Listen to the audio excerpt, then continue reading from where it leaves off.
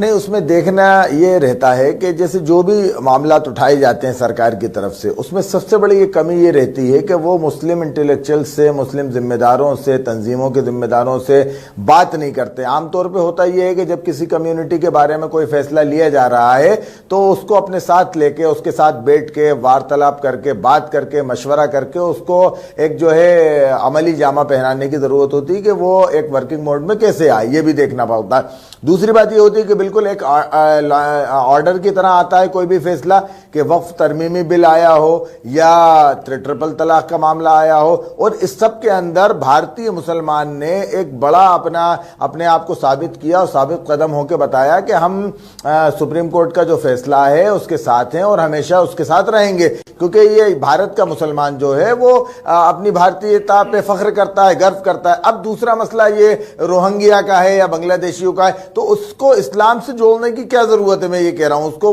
वो अगर आप ये कह रहे हैं कि वो मुसलमान है, तो मैं आपसे फिर सवाल कर रहा हूं कि वो आ कैसे गए मुसलमान है। मैं तो यहां से चले जाऊं, मैं या महाराज जी अभी अगर एयरपोर्ट पे जाएंगे और किसी दूसरे मुल्क में जाना होगा तो सबसे ज्यादा तो हम लोगों की तलाशी ली जाएगी, चेकिंग होगी, सारी चीजें देखे जाएंगे, डॉक्यूमेंट्स देखे जाएंगे। ये अगर आ गए वो कहां से आए, क्या तारों के नीचे से आए? अगर ये तारों के नीचे से आए तो ये हमारा फेलुअर है, सरकार का फेलुअर है। हम अपने गिरेबान में झांक के देखें कि कैसे आ गए, और ये आ गए हैं तो अब तक रुके क्यों हैं? क्या भैया इनके लिए दावत का इंतजाम होगा? अब इनको भेजिए ना आप। क्या हम यही तो कह रहे हैं कि आप वेलकम, आपका टैग लगा के आप खड़े हुए हैं, सारे मुल्कों को आते जाएंगे और उसके ऊपर यहां राजनीति होगी, डिबेट होगी। ये कौन सा मसला है? आप उनको अगर भेजना, बिल्कुल आप भेजिए। आप तो हम ये चाहते हैं कि भारत के मुसलमान को भारत के आईन और संविधान के हिसाब से उसकी आप मदद करें। हम तो सिर्फ ये चाहते हैं कि भारतीय मुसलमानों के लिए जो आवाज बुलंद कर रहा है वो होनी चाहिए। ठीक है। और क्यों आएगा कोई यहां देख के? यहां जब देखा जा रहा है बराबर मुसलसल ये देखा जा रहा है कि अल्पसंख्यकों के साथ बुरा व्यवहार किया जा रहा है, तो क्यों यहां इस मुल्क में आएगा? तो मेरा तो ये कहना है कि अगर कोई आ भी गए तो आप पकड़िए, जो सजा दे सकते हो वो कीजिए।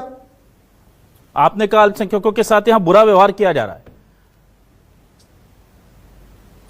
बिल्कुल किया जा रहा है, क्या नहीं किया जा रहा? अच्छा, आप बताइए ना, दाढ़ी टोपी वाला कहां महफूज है? आप बताइए। तो फिर एक बात बताइए ना काजी अनस अली साहब, फिर काजी अनस अली साहब, फिर मुझे बताइए कि ये बांग्लादेश से वाया नेपाल, वाया जो है म्यांमार, इतने सारे मुसलमान हिंदुस्तान की तरफ क्यों आ रहे हैं मुसीबत मोल लेने के लिए?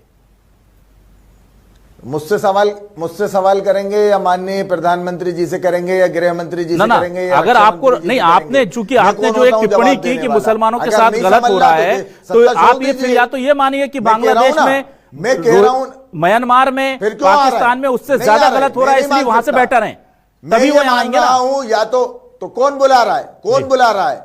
मैं यही तो कह रहा हूं कि कौन बुला रहा है यहाँ पे उनको? बुलाने वालों को भी आप देखिए, और जो रोके हुए हैं यहाँ पे, जिनके रहमो करम पे हैं वो रुके हुए हैं, उनको भी देखिए। चलिए गुलरेज शेख साहब आपके पास आता हूं कि पूरा भारत का मुसलमान ये कह रहा है कि उनको भेज दीजिए।